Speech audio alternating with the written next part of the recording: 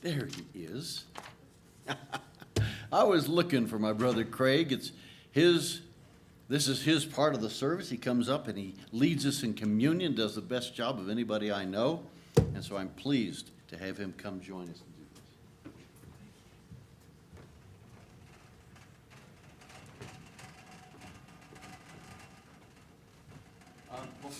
this. Has Jan? Yeah, Jan has not made her announcement. Jan, come on up and tell us how we're going to do it.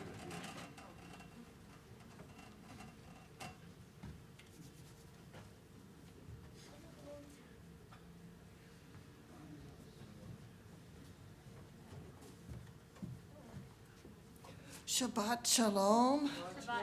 Blessings to you tonight. We're doing communion a little differently if you haven't been here before.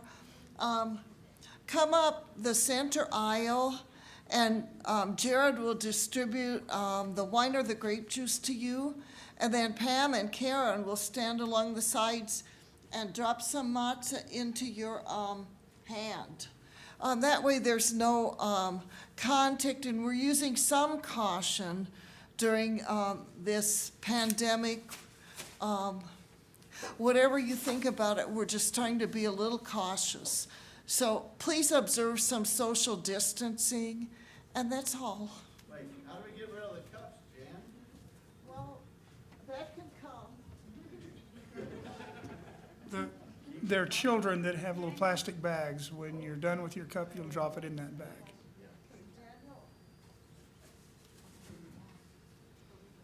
And you're welcome to come forward now to partake. Down the center aisle, and just keep a little distance between you and the next person here. I'm going to read two passages from Paul's epistles concerning the table of the Lord. For Yeshua himself is our peace, who has made both one, and has broken down the middle wall of separation, having abolished in his flesh the enmity, that is, the law of commandments contained in ordinances, so as to create in himself one new man from the two, thus making peace, and that he might reconcile them both to God in one body through the cross, thereby putting to death the enmity. And he came and preached peace to you who are afar off, and to those who are near. For through him we both have access by one Spirit to the Father.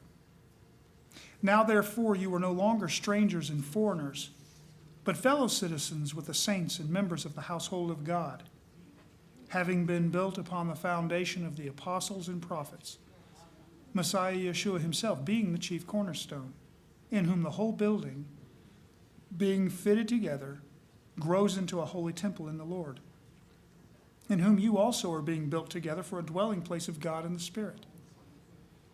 I therefore, the prisoner of the Lord, beseech you to walk worthy of the calling with which you were called, with all lowliness and gentleness, with long suffering, bearing with one another in love, endeavoring to keep the unity of the Spirit in the bond of peace. There is one body and one Spirit, just as you were called in one hope of your calling. One Lord, one faith, one immersion, one God and Father of all, who is above all and through all and in you all. Therefore, whoever eats this bread or drinks this cup of the Lord in an unworthy manner will be guilty of the body and the blood of the Lord. But let a man examine himself, and so let him eat of the bread and drink of the cup. For he who eats and drinks in an unworthy manner eats and drinks judgment to himself, not discerning the Lord's body. For this reason many are weak and sick among you, and many sleep. For if we would judge ourselves, we would not be judged. But when we are judged, we are chastened by the Lord, that we may not be condemned with the world.